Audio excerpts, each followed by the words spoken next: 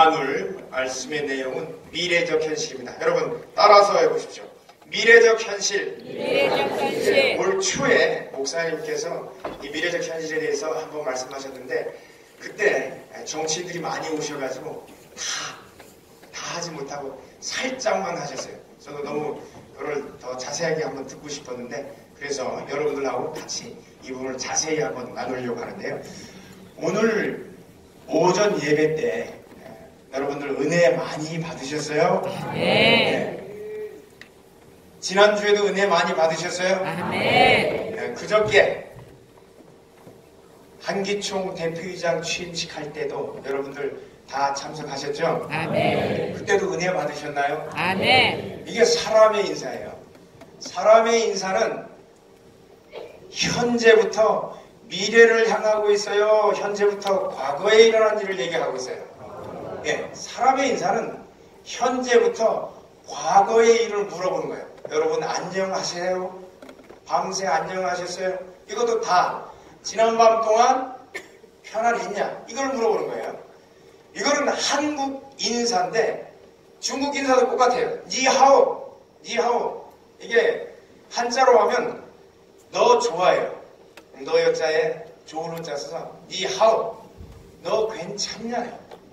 안녕하세요와 다를 바가 하나도 없어요. 그 다음에 굿모닝. 예컨대 굿모닝. 저녁이니까 굿이브닝 해야겠네요. 굿이브닝. 저녁 괜찮아요? 저녁도 무사하세요.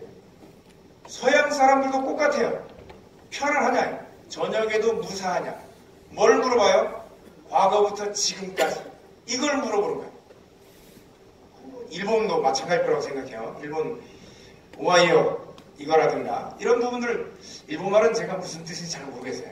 그렇지만 공통점은 현재부터 어떻게 해요? 지금 여기가 현재라고 하면 현재 여기를 미래라고 하면 여기를 과거라고 하면 사람의 인사는 어디에 집중되어 있어요? 현재부터 과거까지. 이걸 물어봐요. 이게 이상하게 전 세계가 공통적이란 말이에요. 그런데 하나님이 사람을 찾아오셔서 인사할 때는 요거 정반대예요. 현재부터 미래를 얘기해요. 미래에 나타날 그 사람이 최고의 절정기의 상태를 가지고 그 사람에게 와서 얘기를 하면서 인사를 해줘요. 우리 창세기 12장 1절부터 3절까지 한번 볼까요? 창세기 12장 1절부터 3절.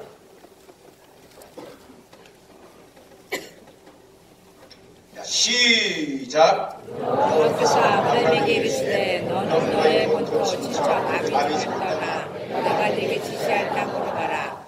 내가 너로 큰 민족을 이루고 내게 복을 주어 내 이름을 창대케 하리니 너는 복의 근원이 될지라. 너를 축복하는 자에게는 내가 복을 내리고 너를 저주하는 자에게는 내가 저주하리니 땅의 모든 족속이 너를 인하여 복을 얻을 것이다. 자, 아브라함이 그때 나이가 몇이었죠? 여러분 아는 사람 있어요? 하나님께서 아브라함을 부르실 때 나이 75세. 몇 살? 75세. 75세 노인인 거예요. 그리고 그때 당시에 사라의 경수가 끊겼어요? 안 끊겼어요? 끊겼어요. 경수가 끊겼다는 얘기는 오늘날로 치면 뭐가 왔다? 폐경기가 왔다는 거예요. 폐경기가 지난 사람이에요. 근데 아브라함에게 와서 너로 큰 민족을 이루고 너로 하여금 복이 근원이 되게 하겠다는 거예요. 아브라함 현재의 상태로 봤을 때 아브라함에게 얘기하는 것은 아브라함의 현재 상태예요. 앞으로 아브라함에게 벌어질 미래의 절정기의 상태예요. 미래의 절정기의 상태를 가지고 하나님은 아브라함에게 문안 인사를 하는 거예요. 근데 아브라함한테는 그 부분이 이해가 안 되는 상황이야. 왜? 아내는 폐경기가 왔지. 자기도 이미 노인이 됐지. 애를 가질 수 없는 그런 상태인데 하나님께서는 그 아브라함에게 본인이 생각할 땐 전혀 이해가 안 되는 미래의 최고의 상태. 그래서 오늘날 여러분들 모두가 아브라함의 자손이라고 생각하는 사람 여러분들 아멘 하시기 바랍니다. 아멘. 육적인 자손이 아니라 영적인 자손인 거예요. 아멘. 근데 여기서는 육적인 자손도 포함된 거예요. 포함된 거예요. 그래서 아브라함은 깜짝 놀라겠죠. 하나님의 인사는 이렇게 현재부터 미래의 그 사람의 절정기 상태를 얘기하는데 아브라함의 아들이 누구예요? 이삭. 오늘 이충근 박사님은 헷갈린다고 하는데 아브라함 아들 이름은 누구? 이삭. 창세기 26장 가볼까요? 26장. 26장 가면 이삭이라는 사람이 나와요. 이삭이라는 사람이 나오는데 자 26장 2절부터 4절까지 한번 읽어볼까요? 아브라함의 아들한테는 또 무슨 약속을 하는지 시작. 여호와께서 이삭에게 나타나가라사대 애굽으로 내려가지 말고 내가 내게 지시하는 땅에 가라. 그 땅이 어디입니까? 가나안 땅. 아브라함이 가라고 했던 그 다음 3절 이 땅에 유하며 내가 너와 함께 있어 내게 복을 주고 내가 이 모든 땅을 너와 내 자손에게 주리라. 내가 내 아브라함에게 맹세한 것을 이루어 내 자손을 하늘의 별과 같이 번성케 하며 이 모든 땅을 내 자손에게 주리니 내 자손을 인하여 천하 만민이 복을 받으리라. 여러분 이때 이삭에게 아기가 있었을까요? 없었어요. 아브라함에게 하늘의 별과 같이 바다의 모래같이 자손들이 많겠다고 했는데 이삭 형제가 누구세요? 이스마엘 하나. 그것도 배다른 형. 지도 외아들이에요. 사라한테는. 근데 자기한테는 아들도 아무도 없는 60세에 결혼했어요. 이삭은. 60세에 결혼하고 이때 아기가 아무도 없는 상태에 뭐라고 얘기를 해요? 내 자손을 하늘의 먹과 같이 별과 같이 번성케 하신다는 거예요. 이삭에게는 이해는 안 되지만 하늘의 별과 같이 내가 미래에 벌어지는 가장 최고의 상태를 이루어 주시겠다고 하시면서 나타나는 거예요. 이삭에게만 그럴까요? 야곱 한번 볼까요? 야곱이 28장으로 가서 자, 형 에서에게 못된 짓을 해서 쫓겨가는 상황이죠. 하란으로 가는 도중에 베델이라는 곳에 이르러 야곱이 꿈을 꿉니다. 돌베개를 야곱이 잡게요. 요 찬송 나왔던 자 10절부터 볼까요? 28장 12절부터 15절까지 자 시작. 꿈에 본즉 사닥다리가 땅 위에 섰는데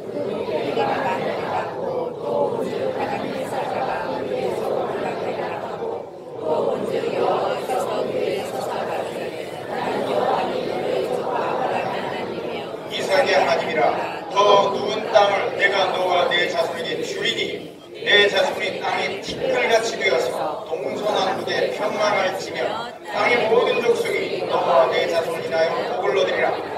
내가 너와 함께 있어 내가 어디로 가든지 너를 지키며 너를 이끌어 이 땅으로 돌아오게 할지라. 내가 내게 허락한 것을 다 이루기까지 너를 떠나지 아니하리라 하시니라. 땅이 티끌같이 자손이 많게 하겠다는 거예요. 이때 야곱이 뭐 하나 들고 있었어요? 지팡이 하나. 아무것도 없어요.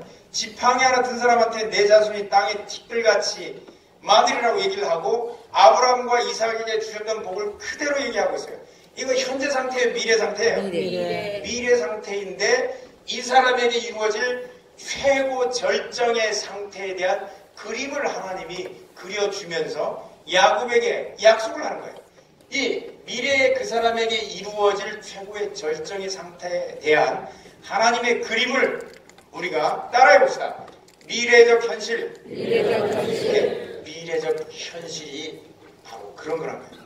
하나님께서 저와 여러분들에게 앞으로 벌어질 미래의 사건 중에서 최고의 절정의 상태에 대한 그림, 그 설계도, 그 계획이 바로 미래적 현실이라는 거예요. 이걸 일반 교회에서는 비전이라는 단어도 써요. 비전. 또 콜링이라는 단어도 쓰고 사명이라는 단어도 써요. 여러분 이런 것도 다 들어보셨죠? 비전, 콜링, 사명 다 같은 뜻이에요. 그러나 일반 교회에서 일반 다른 데서 얘기하고 있는 비전, 사명, 콜링 이거는 반쪽만 얘기하는 거예요. 최고의 상태는 얘기를 하고 있는데 미래의 상태라만 얘기를 하지 현실이라는 상태를 얘기하라는 거예요. 그러니까 반쪽이에요. 근데 여러분들은 미래적 뭐라고요? 현실. 현실이라는 거예요. 현실. 이게 너무 뛰어난 이 영적인 고찰이에요. 자, 그래서 이 미래적 현실이 현재부터 미래까지 얘기를 하나님이 얘기하시면서 우리를 문안하시는데 요거는 창세기 1장부터 요한계시록까지 하나님을 만난 사람들한테 다 동일해요. 같은 원리예요. 그래서 미래적 현실을 가지고 하나님이 사람에게 문안 인사를 하기 때문에 우리는 반대로 해석하면 하나님을 만난지 여부를 뭐를 가지고 확인할 수 있느냐? 하나님이 인사한 사람, 하나님을 만난 사람은 뭐가 있다? 미래적 현실이 있다는 거예요. 하나님이 미래적 현실을 얘기하면서 그 사람을 만나기 때문에 너 미래적 현실이 있느냐라고 물어봤을 때 살아봐야 알지. 이렇게 얘기하면 하나님을 확실히 안 맞는 것 같아요. 여러분, 옆 사람한테 한번 우리 물어봅시다. 당신은 미래적 현실을 가지고 있습니까? 한번 크게 한번 질문해 봅시다. 시작! 가지고 있으니까 미래적 현실을 가지고 있으니까 다 있나요? 자, 그래서 우리는 그러면 하나님을 만나지 못한 사람들은 그럼 미래적 현실이 없는가? 이렇게 의문을 우리가 가져볼 수 있잖아요. 질문을 해볼 수 있는데 여러분 태몽이라고 들어보셨어요? 태몽? 네. 태몽. 자, 어머니가 자녀가 태어날 때 이 태몽을 보통 꾸게 돼요. 근데 우리가 사람은 오늘 낮 예배 집중하신 분들은 목사님이 말씀을 살짝 하셨는데 사람은 어떤 존재다? 영적인 존재라는 거예요. 믿든지 아니 믿든지 영적인 존재예요. 왜? 자, 우리 창세기 1장 26절 하나님이 가라사대 우리가 우리의 모양을 따라 우리의 형상대로 뭐를 만들고? 사람을 만들고 그로 바다의 물고기와 공중의 새와 육축과 땅에 기는 모든 것을 다스리게 하자 하시고 하나님의 자기 형상 곧 하나님의 형상대로 사람을 창조하시되 뭐와 뭐로 창조하시고 남자와 여자로 창조하시고 그러니까 사람은 누구의 형상을 따라서 창조되었다고요? 하나님의 형상. 하나님의 형상을 따라서 창조되었다고 하니까 자, 하나님은 뭐기 때문에 우리가 신령과 진정으로 예배를 드려야 돼요? 하나님은 영이시니 하나님이 영이시기 때문에 하나님의 형상을 따른 사람은 어떤 존재라고요? 영적인 존재일 거예요. 그래서 세상 사람들이 믿든지 아니 믿든지 하나님은 영적으로 희미하게 다 보여주신 거예요. 안 믿는 사람들에게도. 자, 우리 태몽. 우리 이순신 장군, 여러분 태몽, 이순신 장군 어머니가 꾸셨을까요? 안 꾸셨을까요? 어떻다고 생각하죠? 이순신 장군 어머니는 시아버지가 꿈에 나타났어요. 시아버지가 꿈에 나타나서 이 사람의 이름은 임금순자를 써놔요. 근데 임금순자를 바로 써버리면 어떻게 해요? 왕 말고 다른 임금이 생기면 역적이 되니까 이름을 뒤에 하나 더 붙였어요. 거기 외자로 시작되는 집이에요. 아버지는 이정. 그러니까 아들을 이순이라고 지으면 임금순자예요. 그러면 되겠어요? 안 되겠어요? 그때 당시 상황에. 능지처참 나가니까 뒤에 임금순자에 신하 신자를 썼어요. 그래서 이순신이 된 거예요. 이순신의 아들들 이름도 다 외자잖아요. 근데 이순신만 신자가 더 들어가죠. 이순신. 그러면서 시아버지가 며느리한테 꿈에 나타나서 이렇게 얘기를 한 거예요. 순이라고 이름을 짓고 이 사람은 이 나라를, 이 손자는 이 나라를 구할 사람이라고 이름, 순이란 이름을 지어주고 꿈에 나타난 거예요. 이게 태몽이죠.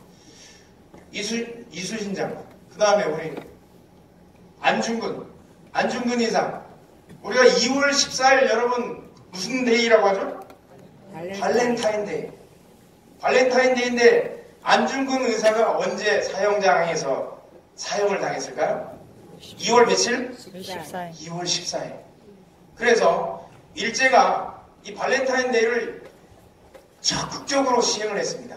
왜? 그날 안중근이 사형당한 날 사람들이, 조선 사람들이 기념하지 못하게 하려고 이 발렌타인 데이를 도입해서 그걸 잊어버리게 한 거예요.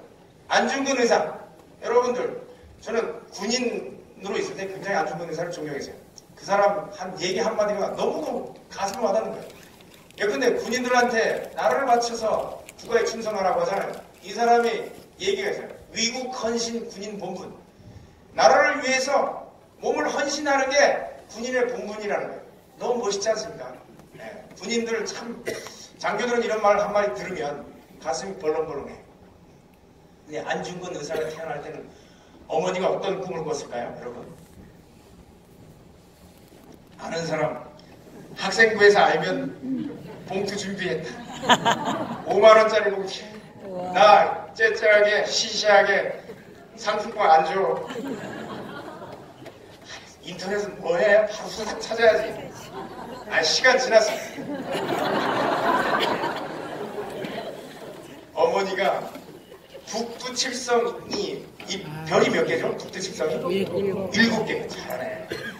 북두칠성 중에 별 하나가 떨어진 거예요. 꿈에서.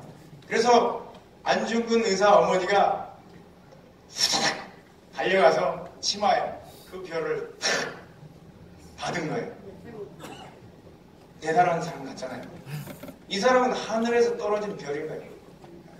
그래서 뭔가 대단한 일을 하겠다고 생각해요. 그래서 어떻게 해요?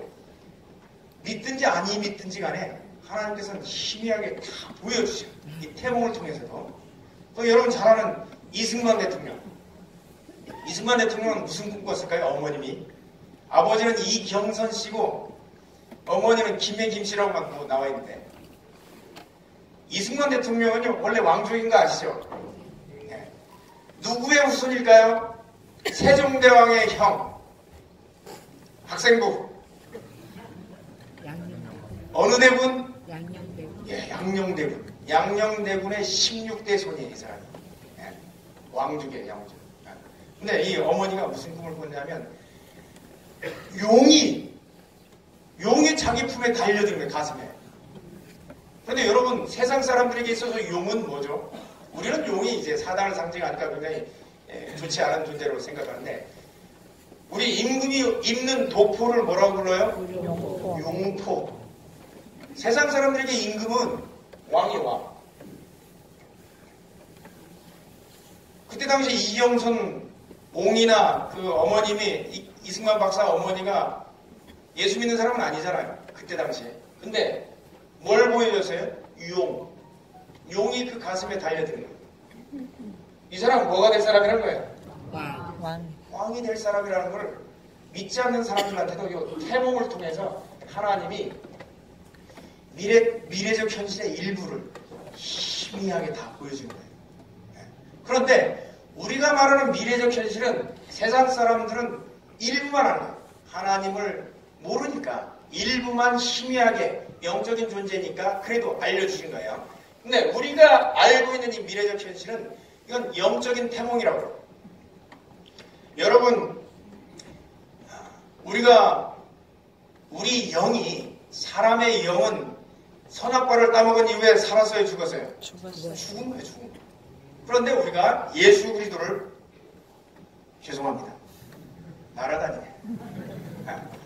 예수 그리스도를 영접하는 순간 우리는 거듭나게 되는 거예요. 아멘. 다시 태어나게 되는 거예요. 아멘. 그리고 성령 세례를 받으면서 우리는 또 다시 한번 우리가 하나님을 또 한번 만나게 되는데, 하나님을 만나는 순간에 우리에게 주시는 우리의 가장 최고 절정의 미래의 상태를 가지고 하나님이 인사하는 것. 그게 영적인 태몽이고 뭐라고요? 미래적 현실이라는 거예요. 여러분들 다 미래적 현실을 받았습니까? 목소리가 시원치 않네. 미래적 현실은 개인이 꾸는 영적인 태몽인 거예요. 태몽은, 세상의 태몽은 어머니나 아버지가, 대부분 어머니가 꾸죠. 어머니가 꾸는 건데, 미래적 현실이라는 영적인 태몽은 본인이 예수 그리스도를 나의 주님으로 영접한 순간, 그리고 우리가 성령 세례를 받는 순간, 하나님께서 우리를 강력하게 만나는 그 순간에 우리에게 주어지는 영적인 태몽이 바로 미래적 현실이라는 거예요. 자, 그러면 이 미래적 현실을 꾸게 되면 미래적 현실이 하나님이 그것을 통해서 우리를 이끌어가게 돼요. 자, 우리를 이끌어가는 주체가 뭔지 한번 우리가 살펴볼 필요가 있어요. 우리 다 지금 과거를 사는 게 아니고 현재를 살잖아요. 그렇죠? 현재를 살고 있는데 지난 한 주간 나를 이끌어가는 동력, 나를 이끌어가는 주체가 여러분들 누구였나요? 일이었나요? 일이 나를 이끌어갔나요? 아니면 옆 사람? 사람 중에서도 배우자? 또 환경? 이런 게 나를 이끌어 온 것 같은 사람 한번 손 들어봐요. 아무도 없어요? 돈이 빠졌구나. 돈. 뭐니 해도 돈이죠. 자, 이런 것들이 나를 이끌어 왔는지 아니면 미래적 현실이 나를 이끌어 왔는지 여러분 한번 우리 생각해 볼 필요가 있어요. 근데 대부분 우리가 살다 보면 어제도 제가 이제 학생부하고 청년부 상대로 해서 이 그릇을 준비하라. 미래적 현실의 일부인 그릇을 준비하는 그 제목을 가지고 했는데 어제 오산리 기도원에서 오는데 1시간 반, 2시간 반 전에 출발을 했죠. 그러니까 넉넉하게 1시간 반이면 올 줄 알았는데 차가 너무 많이 막히는 거예요. 그러니까 나를 이끌어오는데 운전을 하면서 나를 이끌어오는 주체가 교통이에요, 교통.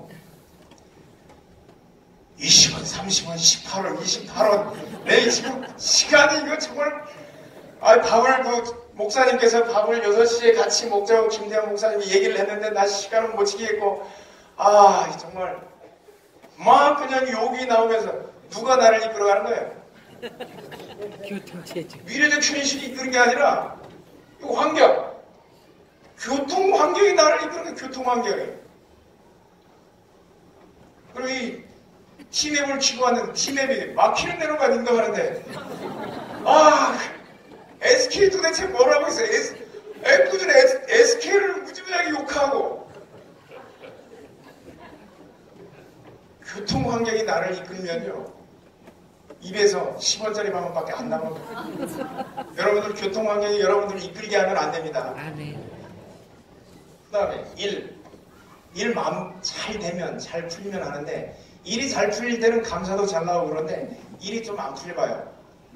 요새 우리가 교회 소송을 대리하는 경우가 굉장히 많은데요. 교회 소송이라고 하면 우리 교회와 관련된 일들, 특히 이제 동성애 이 부분과 관련된 이슬람과 관련된 부분들을 우리가 대리해서 하면 수사기관이나 법원이 완전히 교회에 대적하는 결정들을 너무 많이 해요. 그럼 어떻게 해요? 우리가 한 대로 마음에 안 들면 수사관 욕하고 검사 욕하고 판사 욕하고 계속 그냥 입에서 이거 누가 이끌어가는 거예요? 일이 나를 이끌어요. 일이. 그 다음에 사람 얘기할까요? 어떤 사람이 미국에 가게 됐습니다. 근데 이 사람은 양식을 먹어본 적이 없는 사람이에요. 양식 먹어봐야 돈가스만 먹어봤어요. 그러니까 미국 가서 양식 시키면 어떻게 해야 되냐고 물어보길래 옆 사람 하는 거 따라서 시키고 옆 사람 하는 대로만 먹으면 된다는 거예요. 그래서 어떻게 해요? 옆 사람이 스테이크를 시키고 여러 가지 시키길래 똑같이 the same thing 똑같은 거 시켰어요. 옆 사람이 스테이크를 반쯤 먹더니 그릇을 하나 달라는 거예요. 직원한테. 그래서 그릇을 하나 달라고 하더니만 반쯤 먹다 남은 거를 그 그릇에 넣더래요. 자기도 그릇 달라고 해서 넣었어요. 그러더니만 소스도 뿌리고 옆에 있던 사이드 메뉴로 나와있던 것들 다 넣고 막 비비더래요. 미국 사람들도 비빔밥을 만들어 먹는구나. 그래서 먹을 줄 알았는데 이 사람이 테이블 밑으로 내리더랍니다. 테이블 밑엔 개가 있더래요. 이 사람은 개를 안 데리고 갔어요. 어떻게 해요? 그 사람 바닥에 내려놓으니까 자기도 바닥에 내려놓고 그냥 일어서서 나왔다고 해요. 사람을 따라가면요 올무에 걸리는 거예요. 사람이 나를 움직이는 주체가 되면 어떻게 해요? 아까 경우에는 우스개가 되는 거고요. 웃음거리가 되는 거예요. 웃음거리가. 우리가 사람 따라가면 옆 사람 한다고 하면 안 돼요. 예컨대 그건 옆 사람을 따라가는 거고, 그다음에 아내 따라가는 거고, 배우자 따라가는 거고. 요즘 대형교회에 나타난 현상 중에 하나가 한 10년 전부터 가정사역이라는 게 나타났어요. 가정사역. 미국에서 들어왔는데 대형교회 중심으로 가정사역을 하니까, 여러분, 우리는 남편을 옛날 우리 어른들이 뭐라고 불렀어요? 무슨 양반? 바깥 양반. 그 다음에 아내를 뭐라고 불러요? 안사람. 안사람 내는 안주인. 바깥 양반, 안주인이에요. 근데 가정사역을 하면 바깥 양반이 어디에 들어가야 돼요?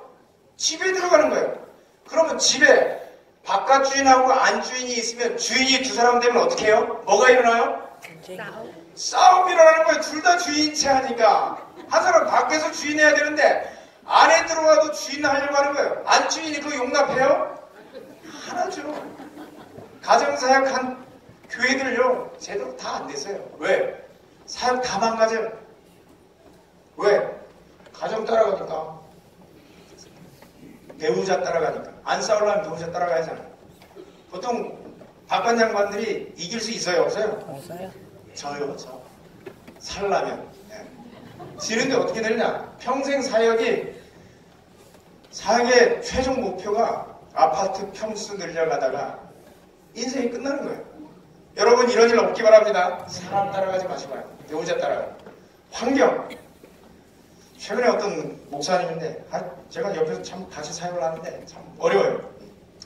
그분도 마찬가지로 법조인 출신인데, 성령 세례에 대해서 얘기를 하다가 성령 충만이 맞다고 저보고 뭐 신학 박사예요. 성령 충만이 맞다고 성령 세례가 아니라고, 잘못됐다고. 아니, 마틴 로이드 존스 성령 세례 책 좀 읽어보세요 하니까, 마틴 로이드 존스 그 로마서 1000페이지짜리는 그렇게 좋아하면서 그 책은 잘못됐다는 거예요. 그래서 제가, 그래, 목사님 말을 듣겠다. 나는 마틴 로이드 존스 말을 듣는 사람이 훨씬 많을 것 같은데 목사님 권위 누가 인정해요? 국내에서 박사학위 받았다고 나보다도 설교 못하면서 열받아가지고 막 아니 얘기가 똑같은 본문 가지고 나랑 설교 좀 해보자고. 목사님 교회에서 내가 간증할 때 제가 2시간 주라고 했는데 목사님 1시간 30분밖에 안 줬잖아요. 그러면서 저보고 1시간 반 설교하면 사람들 다 도망갈 거라고. 그래서 제가 그때 그렇게 얘기했어요. 목사님 능력이 없으니까 성도들이 1시간만 설교하면 도망가는 거지. 저한테 줘보세요. 제가 1시간 반 했을까요? 안 했을까요? 도망갔을까요? 안 도망갔을까요? 안 도망가죠. 그래서 제가 그 얘기했어요. 그렇게 하니까 직책에서 쫓겨나고 교회대로 부흥 안 되고 자기가 무슨 능력이 없냐고 계속 하나님께서 나의 부흥을 막아서, 나와 교회의 부흥을 막아서 이렇게 하는 걸 내가 어쩌란 말이냐. 누구 탓? 환경 탓. 그리고 궁극적으로 그 환경 탓은 누구 탓? 내 탓. 하나님 탓. 그러니까 좌파가 여기서 나온 거예요. 모든 안 되는 이유를 누구 탓? 사회 구조 탓. 사회 구조가 잘못됐기 때문에 내가 안 된다는 거예요. 사회 구조가 잘못돼서 내가 부자가 안 된다는 거예요. 똑같이 나누면 행복하게 살 수 있는데 환경 따라 살면 이렇게 됩니다. 그래서 여러분들은 환경 따라, 일 따라, 사람 따라, 돈 따라 사는 사람 한 사람도 없길 주님의 이름으로 축원드립니다. 아멘. 자, 그러면 이 미래적 현실을 가지고 있는 사람은 누구를 따라서 사느냐? 우리 오늘 본문 빌립보서 2장 13절 한번 볼까요?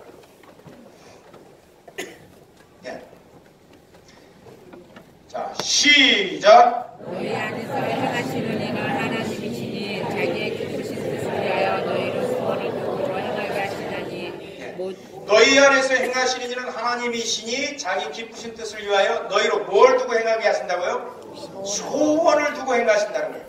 하나님께서는요, 미래적 현실을 가진 사람한테는요, 소원을 주세요. 소원.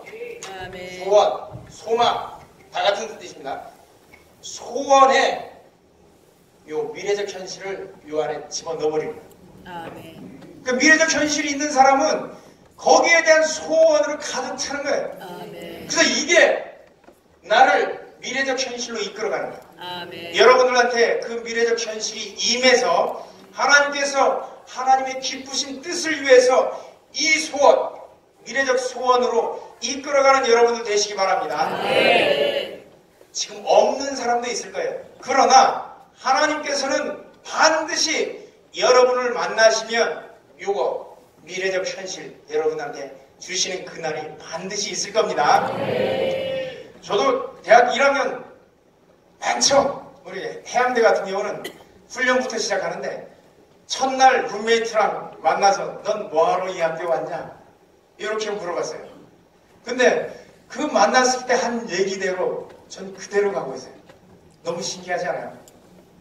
제가 했던 말 그대로 최근에 그 친구랑 같이 사업을 하고 있는데 여러 가지 사업을 한 4가지 사건을 하고 있는데 그 친구가 찾아와서 금융사건을 지금 진행하고 있는데 저를 보고 나서 저는 그거 잊어버렸는데 너 1학년 1학기 때 나한테 했던 얘기 기억하냐? 전 잊어버리진 않았지. 그 얘기는 그 친구가 기억할 거라고 제가 생각 못했는데 너는 그날 얘기했던 그대로 하고 있구나. 이 얘기를 하는 거예요. 왜요? 하나님께서 미래적 현실을 보여주셔서 내 안에 그 소망을 넣어주시고 그거 안 하면 못 견디는 거예요.